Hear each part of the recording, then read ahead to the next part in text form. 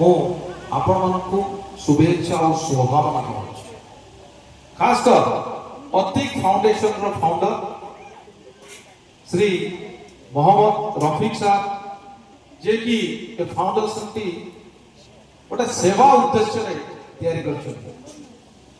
आमे दीटा बिंदु रे को शेष करी मोर वक्तव्य। धर्म धर्म माने कौन? धर्म होची सेवा।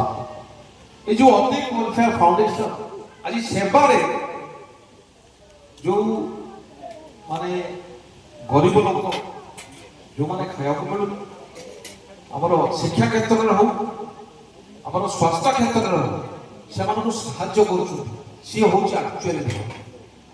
आमे धर्म नै कि डिंडोरा पुटुछु किंतु से धर्म ये होची धर्म।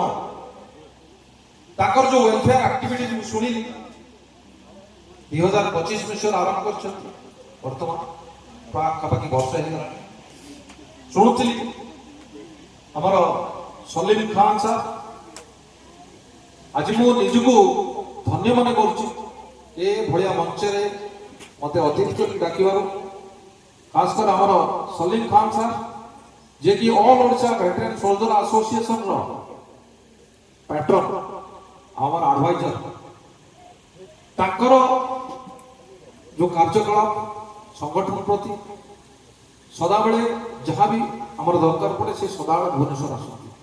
आप जानते आज तीन प्रोग्राम को कैंसल करी केवल ताको कथा को रक्षा करने आसी कारण या पूर्व बकरीद की डाकी आउ गोटे प्रोग्राम को डाकी कि आसपार से बहुत बहुत धन्यवाद। ये आमर गुमान सिंह सार अच्छा जे खोरदार सेक्रेटरी आज ताको प्रोग्राम को मु आसी पारे कारण मत से लेट हो गला।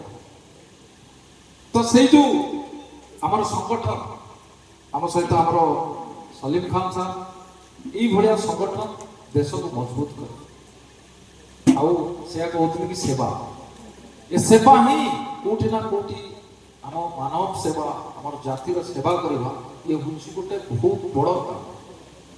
यह जदि न था ताहले आम देश रहता राष्ट्र रहता कि धर्म को पचारते से आम धर्म मान सेवा निश्चित।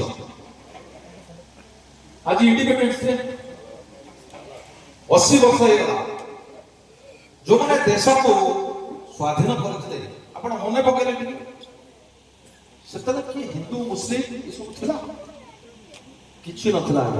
आमे केमते आगाम हवा आम घर ये जो ब्रिटिश कुत्ता जी कि हम शासन करूला भगेगा ये गोटे थिला किंतु इंडिपेंडेंस पर ता भीतर राजनीति पशिगला। भाई आज कहते प्रसन्न भाई ये कौन राजनीति कौन